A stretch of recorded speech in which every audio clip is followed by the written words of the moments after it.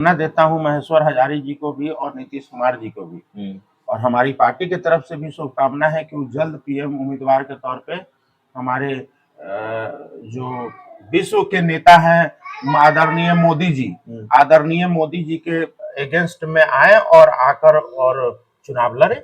India गठबंधन ने दिया, वो ये दिया कि भाई नीतीश कुमार जी का उपेक्षा हो रहा है, तो यही बात सम्राट जी बोले, यही बात रंजन सिंह बोले, वही बात हमारी पार्टी बोली कि जो छवि बनाए हुए हैं वो पूरे विश्व के राजनीति में जो छवि एक आप जाके इंग्लैंड और ब्रिटेन में भी अब बिहार के मुख्यमंत्री के बारे में पूछेंगे तो कहेंगे आज के डेट में वो कौन से अलायंस से मुख्यमंत्री है। तो वही है, कहते हैं ना कि राजा बदलेगा रानी नहीं बदलेगी। तो वो वाला जो कहानी है वो कहानी अब बिहार का है। लेकिन बिहार के जनता की मांग है चिराग पासवान, आज जरूरत है चिराग पासवान, क्योंकि चिराग पासवान जी जैसे लोग, जो चिराग पासवान में जो तेज है, जो उनके सोच में और जो है उनके पास जो विजन है, आप बताइए ना किस पार्टी के पास बिहार फर्स्ट, बिहारी फर्स्ट जैसी तब तो आपको उपेंद्र कुशवाहा को भी मनाना पड़ेगा, बीजेपी को भी मनाना पड़ेगा। बीजेपी के पास सम्राट चौधरी हैं और उपेंद्र कुशवाहा की पार्टी भी कह रही है कि वो सीएम मटेरियल मनाना। नमस्कार, आप देख रहे हैं धा न्यूज और मैं हूं अभिषेक मिश्रा। देखिए, इस वक्त हमारे साथ एलजेपीआर यानी चिराग पासवान की पार्टी के प्रदेश महासचिव रंजन सिंह हैं। काफी सक्रिय नेता हैं पार्टी के और पार्टी में महासचिव पद के अलावा कई महत्वपूर्ण जिम्मेवारियां अलग अलग मौकों पर संभालते रहे हैं। कुछ जिलों के प्रभारी भी रहे हैं या प्रभारी हैं भी शायद। तो बातचीत होगी रंजन सिंह जी से कुछ महत्वपूर्ण विषय पर जो चिराग पासवान की पार्टी से जुड़े हुए हैं और बिहार की राजनीति से जुड़े हुए हैं। रंजन सिंह जी, पहला सवाल जो है वो महेश्वर हजारी विधानसभा के उपाध्यक्ष हैं, उनके बयान से शुरुआत करते हैं।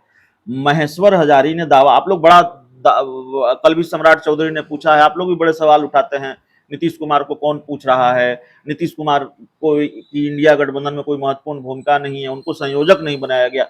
महेश्वर हजारी ने कहा है कि नीतीश कुमार के नाम पर प्रधानमंत्री पद की दावेदारी को लेकर नीतीश कुमार के नाम पर सहमति बन गई है इंडिया गठबंधन में और उनके नाम का ऐलान हो जाएगा।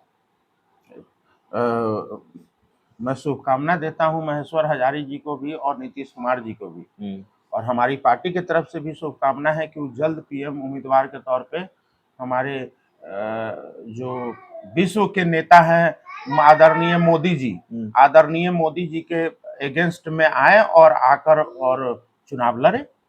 ये हम लोगों की शुभकामना है। और रह गई बात उनके घोषणा करने की, तो आपको पता होगा अभिषेक जी, ये इंडिया गठबंधन के पिछले 3 बैठक जो हुए, वो 3 बैठक में जिस तरीके से आदरणीय नीतीश कुमार जी का उपेक्षा उनके गठबंधन के साथी लोग करते रहे। आपने देखा होगा ना कि जो होस्ट थे, जो आप कई बार ऐसा देखे होंगे कि जो होस्ट थे, इंडिया गठबंधन के होस्ट, इसलिए मैं नीतीश कुमार जी को कह रहा हूं बार बार, क्योंकि वो हर एक स्टेट में जाकर मुख्यमंत्रियों से मिलकर उन्होंने मिलाने का काम किया। तो जो जिस कार्यक्रम के होस्ट थे उसी में वो गेस्ट बन जाते हैं, और ऐसे गेस्ट जिसके अभी तक गेस्ट मौजूद है तब तक वो पटना एयरपोर्ट पहुंच जाते हैं। तो ऐसी स्थिति में जो पिक्चर हम लोगों के जनता के सामने या पत्रकारों के सामने जो पिक्चर इंडिया गठबंधन ने दिया, वो ये दिया कि भाई नीतीश कुमार जी का उपेक्षा हो रहा है, तो यही बात सम्राट जी बोले, यही बात रंजन सिंह बोले, वही बात हमारी पार्टी बोली।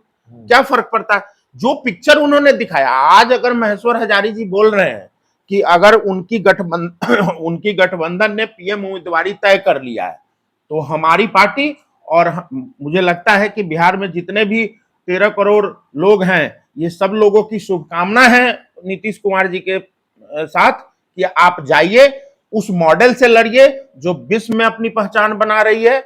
आप अपनी मॉडल वो लेकर जाइए जो बिहार पिछले 30 साल में और खासकर पिछले 20 साल से बेरोजगारी और पलायन का एक बेहतर नमूना बन के रह गया है। क्या आप अब भी इस बात से आशंकित रहते हैं कि कहीं नीतीश कुमार एनडीए में न चले आए? तस्वीर प्रधानमंत्री नरेंद्र मोदी के साथ, गृह मंत्री अमित शाह के बारे में ये चर्चा कि बड़े तेवर उनके नरम रहे नीतीश कुमार को लेकर जब वो झंझारपुर आए, और फिर कई तरीके की चर्चा, कई तरीके के कयास लगाए जा रहे हैं। डर है इस बात का कि नीतीश डर कुमार नहीं है, डर नहीं है, डरना तो अब नीतीश कुमार जी को पड़ेगा। क्योंकि अब जिस छवि जो छवि बनाए हुए हैं वो पूरे विश्व के राजनीति में जो छवि एक आप जाके इंग्लैंड और ब्रिटेन में भी अब बिहार के मुख्यमंत्री के बारे में पूछेंगे तो कहेंगे आज के डेट में वो कौन से अलायंस से मुख्यमंत्री है। तो वही है, कहते हैं ना कि राजा बदलेगा रानी नहीं बदलेगी।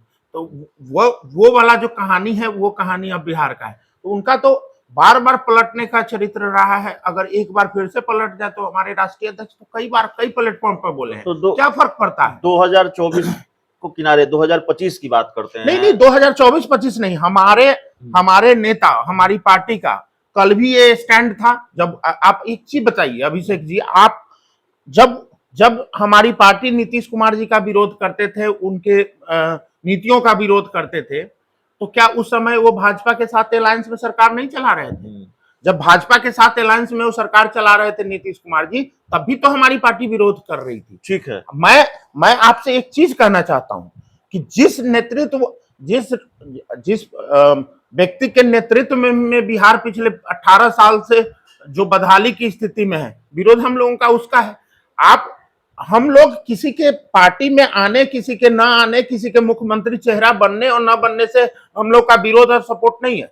हम लोगों का विरोध और सपोर्ट भारत के बिहार के 13 करोड़ जनसंख्या को अच्छे स्वास्थ्य को लेकर है। हमारी लड़ाई उनके शिक्षा को लेकर है, रोजगार को लेकर है, पलायन को लेकर है, भुखमरी को लेकर है, गरीबी को लेकर है। इसकी लड़ाई हम लोग लड़ रहे हैं। चिराग पासवान ने कहा कि देश में, माफ कीजिएगा, बिहार में विधानसभा के चुनाव लोकसभा चुनाव के साथ साथ हो सकते हैं, ऐसा बयान दिया उन्होंने। लगता नहीं कि अगर ये हुआ, बिहार में विधानसभा के चुनाव जल्दी हुए, तो आप लोगों के लिए और मुश्किल होगी, क्योंकि चेहरा, फेस क्राइसिस की बात सामने आती है, चेहरा नहीं है आपके पास नीतीश कुमार के मुकाबले। आज के डेट में सब देखिए, बिहार राजनीति हो चाहे समाज सेवा, बड़ी जनता के प्रति विश्वास की बात है। जो विश्वसनीयता पिछले 18 साल की राजनीति करते हुए नीतीश कुमार जनता के बीच में अर्जित किए हैं, और जो विश्वसनीयता पिछले कई साल से हमारे नेता ने अर्जित किया है, दोनों के विश्वसनीयता में काफी फर्क आ गया है। अब वो गुजरे जमाने के दिन है। देखिए, नीतीश कुमार जी वो केला के वृक्ष के जैसे हैं, जो फल एक बार दे दिया वो केला के पेड़ को काटना पड़ेगा। नीतीश कुमार के मुकाबले सबसे मुफीद चेहरा कोई है तो वो चिराग पासवान है।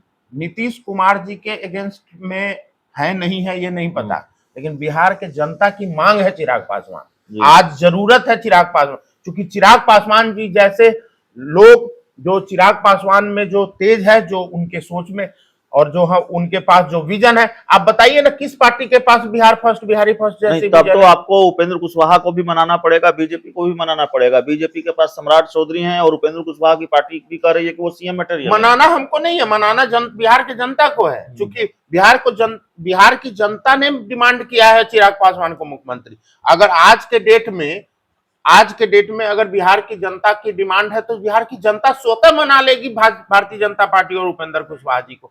हम लोग गठबंधन की बात नहीं कर रहे हैं। हम लोग अपने कार्यकर्ता के रूप में, मैं चाहता हूं कि चिराग पासवान मुख्यमंत्री। एक आखिरी सवाल है, नालंदा में इतने सक्रिय क्यों हैं चिराग पासवान? नालंदा को लेकर क्या प्लान है? नीतीश कुमार के गढ़ में बार बार चिराग पासवान की एंट्री, वहां को लेकर क्या रणनीति है? देखिए, नालंदा की बात नहीं है, पूरे बिहार में हम लोग अक्सर, पूरे बिहार में किसी भी जिला में आप जाइए ना, आप अभी नालंदा में हुआ तो क्या नवादा में नहीं हुआ, नवादा में हुआ तो क्या गया में नहीं हुआ, अभी हम लोग सीतामढ़ी में नहीं किए, अभी चंपारण में नहीं किए, हर जगह। कहां, कौन सा ऐसा जगह है जहां पर लेकर नालंदा को, खासकर नीतीश कुमार जी का जो वहां उनका जन्म स्थल है और नीतीश कुमार जी का गृह जिला माना जाता है, तो अब जरा सोचिए, जहां गृह जिला है वहां पर अपने मुख्यमंत्री की विश्वसनीयता इस लेवल की है कि लाखों की संख्या में चिराग पासवान जी के सभा में भी उमड़ जा रही है। और आज के डेट एक बार नहीं, अगर 4 बार कार्यक्रम पिछले 6 महीने में हुआ है तो चारों बार में आपने देखा होगा बिना चुनावी सभा होने के बावजूद भी 10,000 से ऊपर का भीड़ रह रहा है।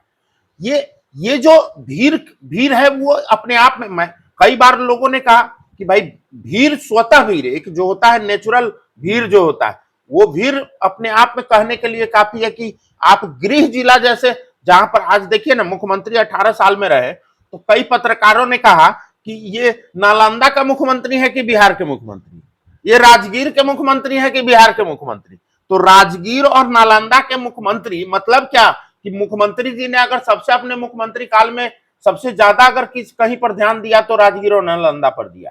तो आज के डेट में जहां सबसे ज्यादा आपके विकास के मॉडल खड़े हैं उसी जगह पर आपकी विश्वसनीयता जीरो है। नालंदा सीट लड़ेगी लोक जनशक्ति पार्टी रामविलास। नालंदा को लेकर क्या यही प्लान है? नालंदा से पहलवान कौन होगा लोजपा रामविलास के पास? देखिए, पहलवान अगर मान लीजिए भारतीय जनता पार्टी का पहलवान है तो क्या वो लोजपा का पहलवान नहीं है?